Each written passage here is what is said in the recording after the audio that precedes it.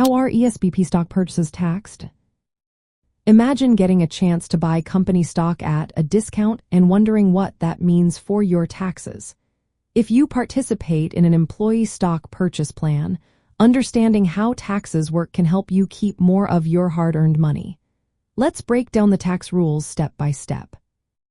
When you buy stock through an employee stock purchase plan, the tax treatment depends on whether the plan is qualified under IRS Section 423 and how long you hold the shares before selling. If your plan is qualified, you usually don't owe taxes when you purchase the shares, even if you buy them at a discount. The shares are transferred to your account without immediate tax consequences.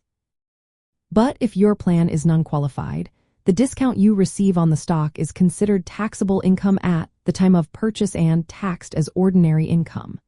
When you decide to sell your shares, the tax depends on whether it's a qualifying or disqualifying sale. For a qualifying disposition, you must hold the shares for at least 1 year after buying and 2 years after the offering date. If you do, the discount you received is taxed as ordinary income, but only on the lesser of the actual gain or the discount based on the offering date price. Any extra profit beyond that is taxed at the lower long-term capital gains rate, which is usually more favorable. If the stock value drops and you sell at or below your purchase price, you might even have a capital loss.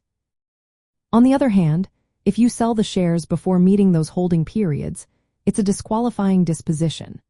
In this case, the discount is taxed as ordinary income based on the difference between the purchase price and the fair market value at the time of purchase.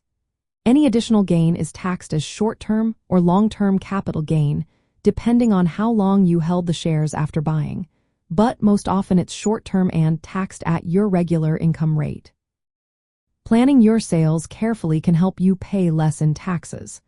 Holding shares for the qualifying period can turn some of your gains into long-term capital gains, which are taxed at lower rates.